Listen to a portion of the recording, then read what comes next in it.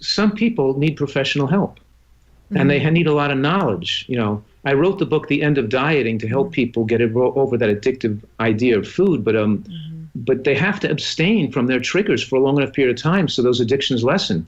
Some people can't dabble in healthy eating. Right. If they go into it 95%, it doesn't work, because when they go a little bit to those foods, that suck them right back up into their overeating behaviors again. They need to have some sustained supervision. And we have counselors that give people supervision that work for me. And I also, as you guys know, I have a retreat here in San Diego where people come and stay here for a few months. I had this place developed and built because of people with food addiction who couldn't follow a diet without some supervision and professional help. But it's not only the period of time of abstinence and professional help.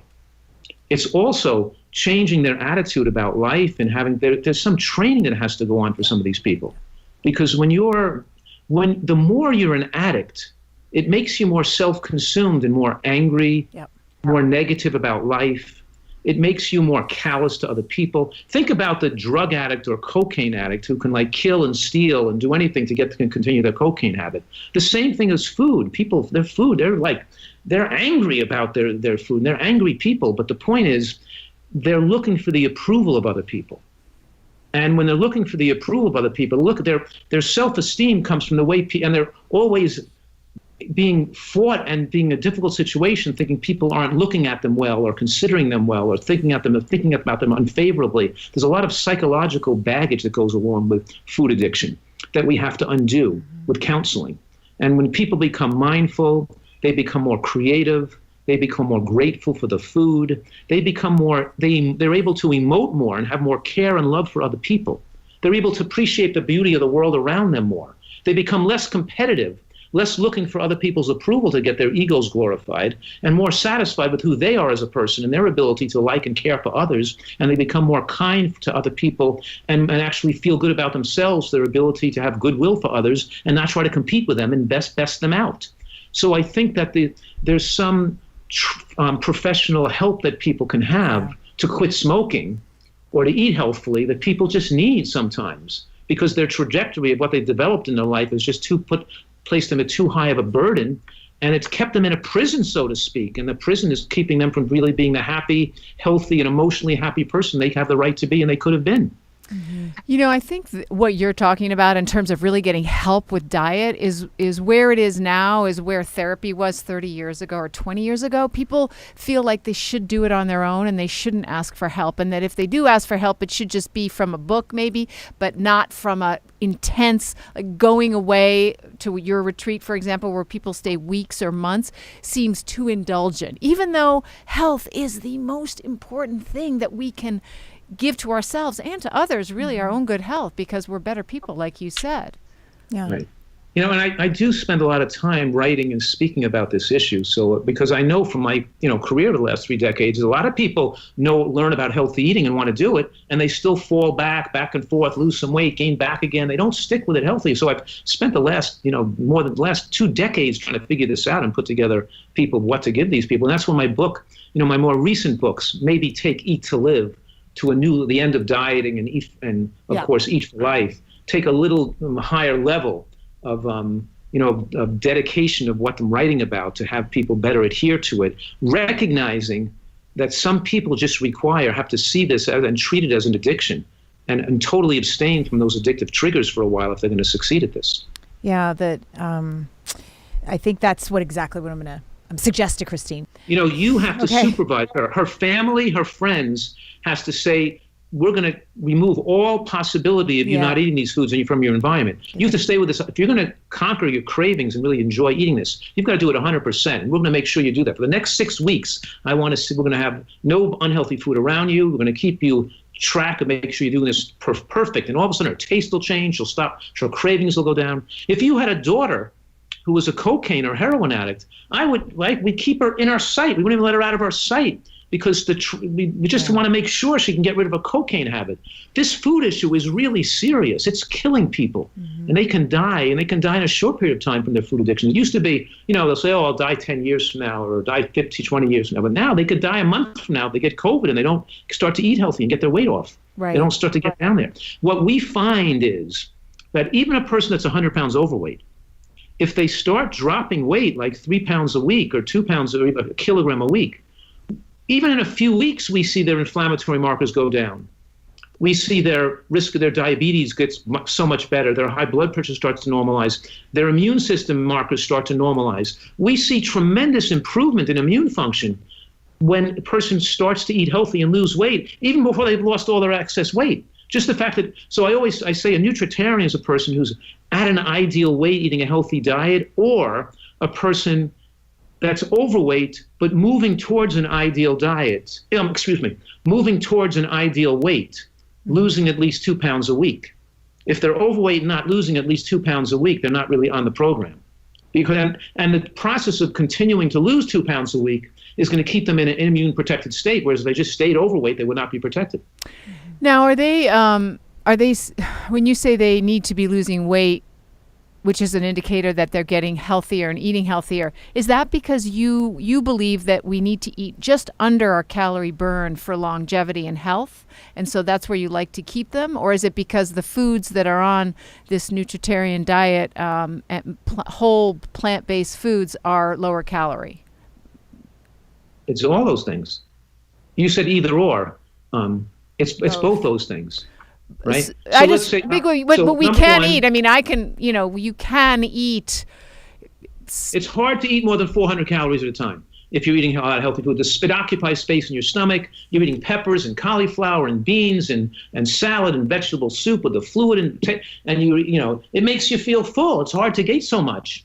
What I'm saying is that also when you're eating a lot of raw vegetables and some of these foods, the calories are not all biologically accessible. Nuts and seeds, by the way, some of those calories turn down the appestat to make you satisfied, but all the calories, but the fat passes through into the toilet bowl, isn't all absorbed. Beans, you ratcheted down your appestat by 200 calories from that cup of beans. But some of those calories, a lot of them are resistant starch that pass through you and go into the toilet bowl. They don't even come into the bloodstream. So you're naturally moderately calorically restricting by what we're so agreeing with you, that when you're eating all these high nutrient plants, it makes it difficult to consume so many calories because they're so filling. And because the nutrients also turn down the appestat in the central nervous system. The fiber, the body forms butyrate from the fiber, and the butyrate signals the appestat and the hypothalamus to tell you to eat less food. The bulk, the chewing action, all the activity it takes to chew, the time it takes to absorb, the speed of absorption, all these things naturally make you more comfortable eating less calories. But nevertheless, and the other thing you're saying is true too, that the other thing that you said was true, that as you eat excess calories, it speeds up your metabolic rate. So if I was going to eat 200 calories over my metabolic rate a day, it's 3,500 calories a pound. So that's, if I ate an extra 100 calories a day, I'd put an extra 10 pounds a year, 200 calories a day, an extra 20 pounds a year. No, I'm not going to gain 20 pounds from the extra 200 calories, because as you take in excess calories, the body revs up its metabolic rate to try to burn them off. So I only gained 10 pounds the year, not 20 pounds. But when you speed up your metabolic rate, you're aging faster, and you're speeding up the loss of stem cells, the loss of telomeres. Your body can raise metabolic rate by increasing its respiratory quotient and by raising its body temperature, or by revving up the thyroid, all biological systems that make you age faster. So you're paying a pact with the devil. When you undershoot your calories a little bit, I'm going to go 100 calories less than my metabolic needs. I'm not going to lose all that weight because my body will slow down a bit. It'll lower the body temperature. I'll be colder in the wintertime. I'll need to wear the warmers in my hands when I'm going skiing, and an extra maybe layer on this and my thyroid function may be a little lower, and my respiratory quotient will be lower. But that's the secret to slowing the aging process. And you also said, if you don't mind me objecting to that also term, you said you believe. Sorry. I also don't believe anything. Okay, I'm very skeptical of everything. I'm trying to do the best I can in an in-depth review of all the science, looking at thousands of articles and seeing where the most evidence, where the preponderance of evidence lies, so people can make judgments based on the full degree of science. Like a lot of people in the nutrition field, we use some short-term, double-blinded, controlled studies to come up with a hypothesis and advise people on what to eat.